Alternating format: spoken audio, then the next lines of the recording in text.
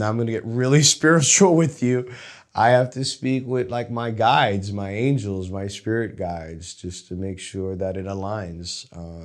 I ask for. How do you find a good story? I get pitched every day, all day, everywhere. Everyone has a story. I get submissions through talent management companies, talent agents, while I'm at a film festival, um, people that are not in the business as well. And it's just comes to me all the time. I want to say if I'm at a film festival or event, I'm constantly hearing pitches, and I mean, I'm doing the same too, pitching as well. Um, I feel that for mainly industry events, probably for the most part, that's probably what I pay attention to. Like if it comes out of like a project I found was out of Focus London during the end of 2020 on Zoom, where I met this filmmaker and he shared this incredible story, and I was like, wow, that's really interesting. Like, let me learn more, you know. And I meet with a lot of reps, so they tell me about their talent. They ask me what I'm looking to make, what I'm looking to do. So I look at who they work with and look at their work. Or if I go to a film festival and I see a film that I really enjoy, then I'll approach the filmmaker. And maybe networking events sometimes when I attend them. It's been a mixed bag how I've found material or come onto projects. Sure. And you've written one, at least one yourself, right? A short film? Um, I wrote a short that I never made. I have maybe collaborated, you know, in terms of story, you know, with the shorts that I've made in the past. Feature-wise, I haven't done any of that. And I'm actually writing something with a writing partner now, a project. But traditionally, I'm not a writer. That's not my lane. How much does your intuition factor into choosing whether to say yes to a story, not the project or the people attached? I know you said that's important, but what if they're amazing people and you know you'd work great with them, but you're not sure about the story? Um, I mean, my intuition is very important. It definitely is a major decision maker on that. And I'll have to sit with it with myself. You know, I'll have to meditate to it. And now I'm going to get really spiritual with you. I have to speak with like my guides, my angels, my spirit guides, just to make sure that it aligns. I ask for a sign, you know, whatever that is. That sign can be someone saying something, or me reading something, or me reading a license plate, or, you know, ask for signs for alignment, for it to make sense, for it to be proper in my trajectory and what I'm looking to make and do. When did you know that your intuition would never let you down? How old were you? Probably recently, I want to say, within the past maybe 6 years or so, it got really stronger. Like I've always worked in my intuition, but say since 2016-ish, it got really strong. I went to Istanbul, besides everyone telling me not to go because it got a little dangerous around that time period. I was in between two bombings while I was in Istanbul. And even though this happened, I was in a place of bliss and happiness, and I felt like I had a strong awakening while I was out there. There's nothing that I did specifically. It was just a sense of the vibration and the energy and the frequency that I was at. And I just fine-tuned it over the years, and just really believing in myself and doing work on myself and having the confidence in myself. So I'd say from 2016, from that moment, from that trip, maybe even earlier in the year, but that trip, it became very strong. And then it just got stronger and stronger, where I just knew myself. Were you working on a film in Turkey? No, I just had gone. I had this. My soul was telling me to go. Like, I was actually going to cancel and not go because of everything that was going on. But it was. I just had to go. If I didn't go, I felt like I'd be miserable and just upset with myself. And I trusted myself, and nothing happened, and I was safe. Can you share one of these signs that you've received? One of these guides or something that's signaled to you something on set? So this was all in alignment, which alignment to me, my definition of alignment is that I'm at the right place at the right time. I'm doing exactly what I should be doing, and it works creatively, and it hits the goals of what I'm looking to do, which is leave people touched, moved, and inspired, and tell very important stories. So this was during the pandemic. I was in LA, and it was a series of things that happened that led me there to this particular project that I'm in post-production on now. The screenwriter of The Hearts of Men, the project I mentioned, said that there was a buddy of his that I need to meet. And his name is Ron McCant, awesome, writer out of Orange County. And he was running these town hall meetings on Zoom with everything that was happening after what happened with George Floyd.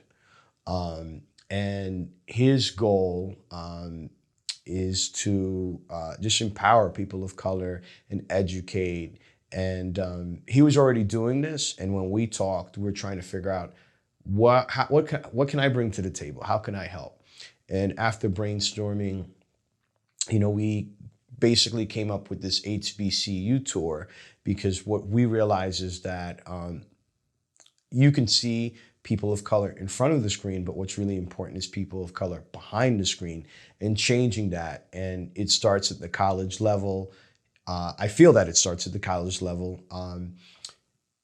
and mentoring and sharing those tools. So for a period of several months, we had these Zooms where we'd have either it would be all female group, or it would be a panel of brown and black people sharing their experiences, and us inviting the Howards, the Spelmans, the Tuskegee schools, and just educating what we do and how to be successful, internship programs. I felt like we built a really good dynamic information hub, but also an execute hub, because we can give all the information in the world, but people need something to execute with. So we had built a program for people to learn visual effects through a company called Chicken Bone.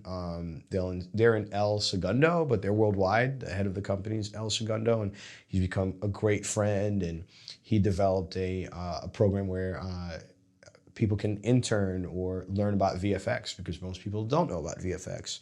And we found other individuals that were showing how to be able to get a project, to produce a project that's coming out of AFI, just really high level, things. So one of the people I worked with was a young lady that had went to USC. She had graduated, and she was president of a film club. And one day she mentioned to me, like, hey, there's a young man in New York that wants to tell this story.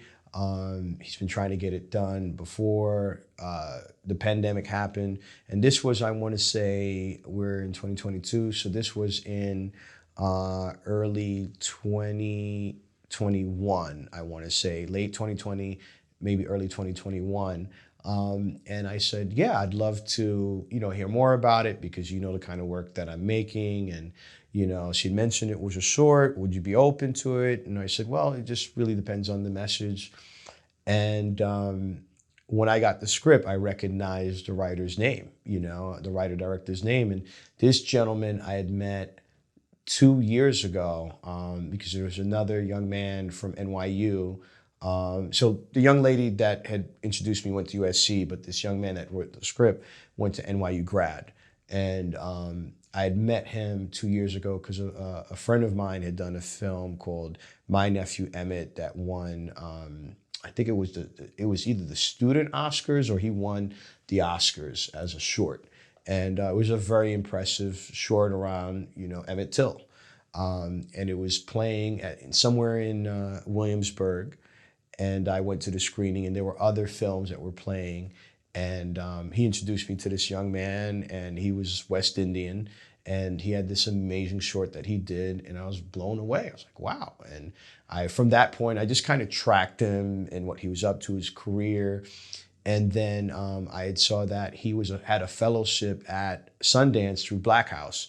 Very dear friends with the founder of Black House, and I always go there when I'm at the Sundance Film Festival.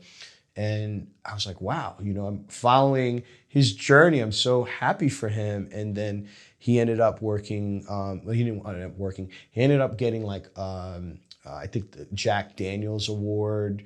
I don't remember how much money he received, but Omari Hardwick had given him the check. He was the presenter, and I had worked with Omari on a film that had gone to Sundance. So all these things had kind of happened. And when I saw his name on the script, I'm like, oh my God, like this is an opportunity to work with him.